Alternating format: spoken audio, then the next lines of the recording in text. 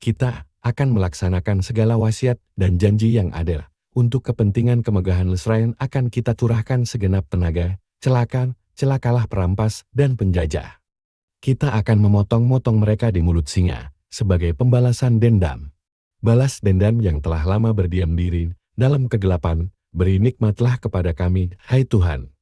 Cahaya-cahaya suci yang telah tampak di ambang. Apa yang dibaca pada waktu kematian Freemason? Dalam upacara penguburan seorang Freemason yang belum mencapai tingkat pahlawan kavaleri yang merdeka garis keturunannya, dibacakan kata-kata berikut. Hai Tuhan Musa dan Harun. Yang meninggal ini termasuk anak-anak Yapit yang busuk. Tetapi dia juga saudara dari orang-orang yang telah bertobat. Ia telah berusaha keras untuk perjuangan pembangunan kuil Ngau. Ia telah berdiri 7 kali antara tiang B dan C. Ia telah mengambil cahaya dari M. adalah keagunganmu yang maha tinggi. Kami ingin meninggalkan dia dalam rahmat-Mu. Hai Maha Pengasih, hai Maha Penyayang. Ai Gaitana. Sumpah Duta Kasih Sayang. Duta Kasih Sayang, yaitu pahlawan kavaleri yang bebas garis keturunannya, yang diutus oleh majelisnya sebagai duta kepada salah satu tempat yang tertinggi, maka ia bersumpah. Saya adalah guru yang maha besar. Saya bersumpah dan berjanji dengan meletakkan tangan saya di atas buku Taurat yang suci, yang saya percaya adalah kitab ilahi yang pertama dan terakhir. Tidak ada kitab lain baik sebelumnya maupun sesudahnya. Saya bersumpah dengan kebenaran kebesaran cahaya yang telah menampakkan dirinya di atas bukit Tur, yang telah memancar di wajah Musa dan Harun. Saya berjanji akan melakukan segala tugas yang diserahkan kepada saya, dan akan berusaha sampai kepada nafas terakhir dalam hidup saya. Dan akan saya tumpahkan darah saya sampai kepada tetes darah yang penghabisan. Demi tujuan membangun negara Musa yang raya, yang menyinarkan cahaya-cahaya kekudusan ke seluruh dunia, saya akan berusaha untuk membalaskan dendam terhadap semua musuh umat kita, yaitu umat Sion yang suci. Saya akan berusaha untuk menghancurkan semua kepercayaan lain yang telah dipaksakan oleh para perampas terhadap bangsa-bangsa, dan bahwa saya akan menantang dengan pedang yang ada di tangan saya ini. Setiap penyerang yang menyerang tanah nenek moyang saya yang suci, saya tanda tangani janji saya ini dengan darah saya, dengan disaksikan oleh kepala-kepala orang-orang Jalut yang hadir. Kata-kata rahasia yang harus diucapkan duta ini pada majelis-majelis raya kemana ia diutus adalah Syiam, Salut. Isi sumpah tingkat pertama. Sumpah yang diucapkan oleh orang yang masuk ke tingkat pertama di dalam majelis. Telah kami sebutkan teksnya sebelum ini, di mana terkandung ketaatan kepada syariat-syariat majelis raya alam semesta, yang terdiri atas 12 orang Yahudi. Laporan resmi Arab. Dalam sebuah laporan resmi yang dikeluarkan oleh Republik Persatuan Arab musim panas tahun 1964, terdapat teks berikut. Kelab Freemasonry Inggris yang terletak di Jalan Thompson di Cairo, telah ditempatkan di bawah penjagaan Saudara Muhammad Ali Awadil, Wakil Penjaga Umum, telah mengosongkannya dari segala isinya. Dari operasi penyelidikan dan pengosongan ini terbukti bahwa kelab itu telah berjalan sesuai dengan undang-undang Inggris, dan para anggotanya telah bertindak sesuai dengan ketentuan-ketentuan hukum Inggris itu.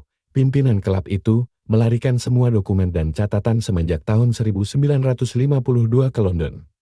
Jelas ada hubungan baru dengan Israel, karena diketahui bahwa semua peralatan kelab itu mempunyai tanda bintang Israel, dan juga telah dapat disita 12 buah bendera yang melambangkan 12 kabilah Israel, lukisan-lukisan, perabot-perabot, barang cetakan, dan selebaran yang terdapat di dalam kelab itu mempunyai ciri Inggris Israel.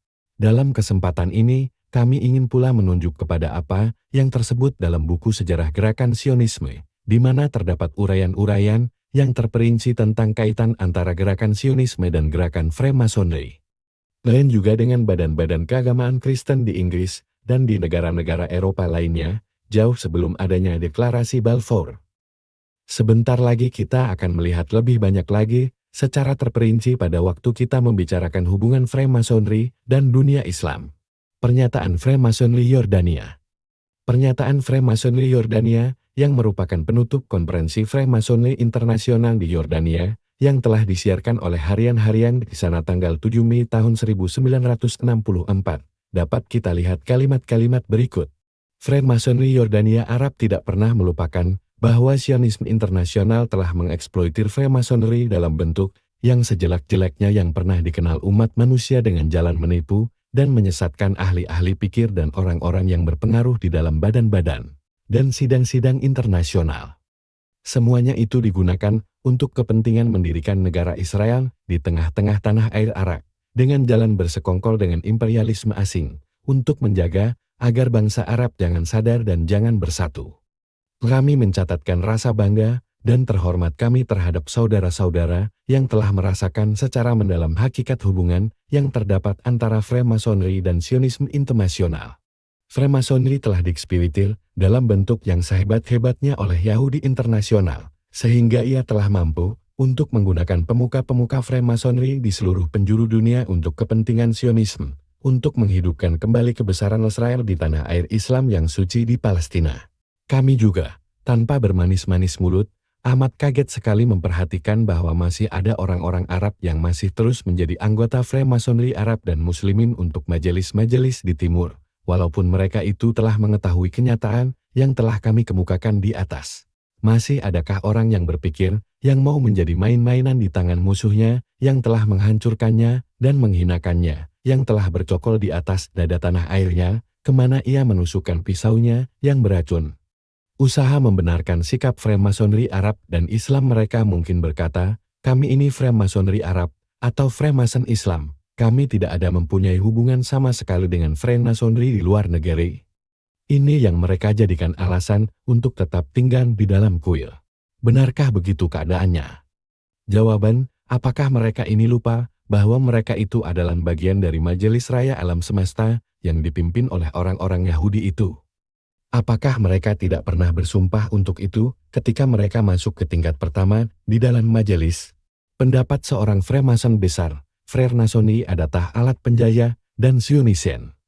Sekarang marilah kita baca pendapat yang dikemukakan oleh guru besar Fahmi Sidki Amar. Freemasonry mempunyai berbagai cara, di antaranya ia digunakan oleh para penjajah sebagai alat untuk menyebarluaskan dan mengukuhkan penjajahan mereka di bawah selimut Freemasonry di antaranya. Khusus untuk tujuan-tujuan Zionisme. Inilah pendapat guru yang besar, Freemasonry yang jempolan. Jadi di manakah letaknya kemerdekaan? Seorang tokoh Freemason mengatakan bahwa Freemasonry melaksanakan perintah-perintah asing. Dalam suatu ceramah yang diberikan oleh Ketua Majelis Beirut pada tanggal 10 Agustus tahun 1968, terlompat keluar dari mulutnya kata-kata yang berikut. Freemasonry dahulu kala berjalan sesuai dengan rencana-rencana dan perintah-perintah yang dikeluarkan oleh serentetan pusat-pusat internasional yang dalam praktek dan secara materi berkuasa atas semua Freemason di dunia. Dapat kami tambahkan bahwa keadaannya masih tetap begitu sampai sekarang ini. Sejumlah majelis masih tetap bekerja untuk kepentingan markas pusat, dari mana ia menerima perintah-perintah yang seringkali bertentangan dengan kewajiban nasional. Di Lebanon bahkan, setelah kemerdekaan nasional dan juga sampai sekarang ini, kekuasaan-kekuasaan Freemasonry asing masih tetap berfungsi dengan bebas, seperti Majelis Perdamaian dan Majelis New York. Majelis-majelis Mesir kontrafaktual dari kaitan dengan luar. Sekarang marilah berpindah dari kata-kata kepada kenyataan yang sesungguhnya. Dapat kami sebutkan bahwa di Mesir pada permulaan abad ini terdapat 3 majelis, yaitu A. Majelis Raya Nasional Mesir, yang tunduk kepada Majelis Inggris. B. Majelis Timur Raya Nasional Mesir yang tunduk kepada majelis yang lebih besar di Prancis.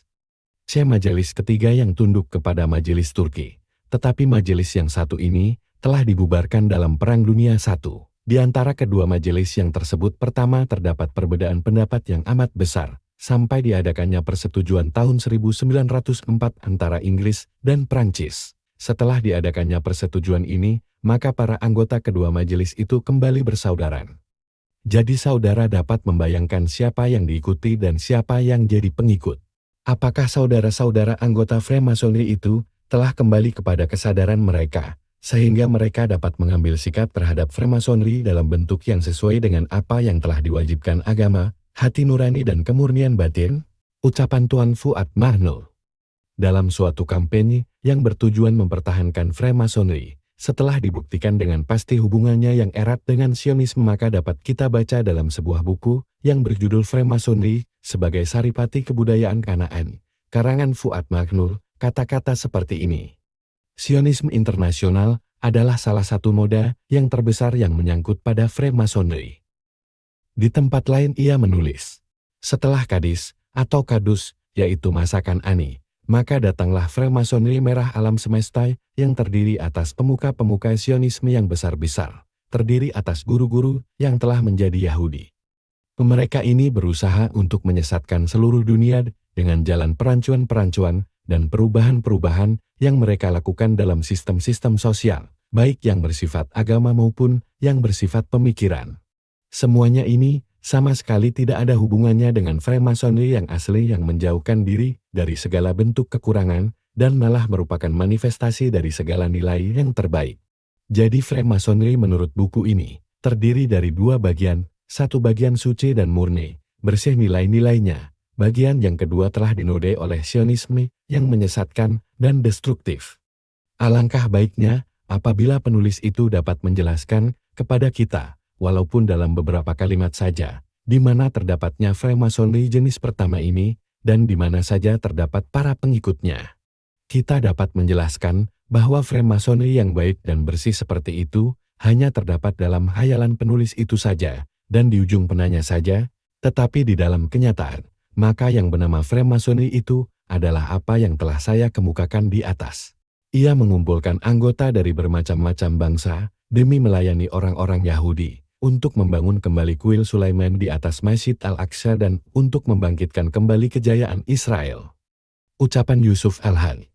Yusuf Al-Haq adalah seorang Freemason yang telah mencapai tingkat 33, lalu ia sadar kembali dan menarik diri dari organisasi Freemasonry itu. Ia menulis sebuah buku yang banyak sekali membukakan rahasia-rahasia Freemasonry. Dalam bukunya itu, yang berjudul Kuil Sulaiman, ia menulis, Freemasonry adalah cara eksploitasi, inilah cara yang paling penting dari cara-cara yang digunakannya, dan yang digunakan oleh orang-orang Yahudi. Di tempat lain dari buku itu ia menulis, Allah menyaksikan bahwa kita tidak pernah kurang dalam hal kecenderungan hati kita terhadap anak-anak Israel. Selama bertahun-tahun kita telah bercampur dengan mereka dalam majelis-majelis kemerdekaan, persaudaraan, dan persamaan. Berapa kalikah kita telah bersama-sama berjalan dengan mereka dalam menyebarluaskan prinsip-prinsip umum tentang kemanusiaan. Sementara itu kita lupa akan apa-apa yang mereka kerjakan dengan sembunyi-sembunyi. Terpisah dari kita dengan tujuan untuk memperkuat persatuan mereka. Mereka mempersatukan diri dari segala penjuru dunia dengan maksud untuk memperoleh kedaulatan internasional atas nama agama dan nasionalisme. Padahal mereka secara terbuka menyatakan kepada kita bahwa mereka benci sekali untuk berpegang kepada kedua faktor itu. Dan mereka menyatakan bahwa kedua hal itu membahayakan masyarakat manusia. Kenyataan membuktikan bahwa Freemasonry berasal dari Yahudi. Barangkali di antara pembaca ada yang berpendapat bahwa kami mempunyai sikap bermusuhan terhadap Freemasonry adalah karena kami kaum muslimin. Kami telah merasakan bagaimana pedihnya perasaan kami melihat berbagai jenis manusia yang berdatangan dari berbagai penjuru dunia, manusia-manusia yang tidak karuan. Semua mereka datang untuk menegakkan kejayaan mereka di atas tanah yang demikian suci. Sesuai dengan apa yang mereka katakan, maka di sini kami akan menyebutkan beberapa contoh dari apa yang telah diperbuat orang lain yang tidak seagama dengan kami, dan juga tidak pernah merasakan penderitaan sebagaimana yang telah kami lakukan. Pemerintah Prancis abad 18 menyingkapkan bahwa Freemasonry adalah berasal dari Yahudi. Pada abad ke-19 pemerintah Prancis telah mengetahui hakikat hubungan yang sesungguhnya antara Freemasonry dan orang-orang Yahudi.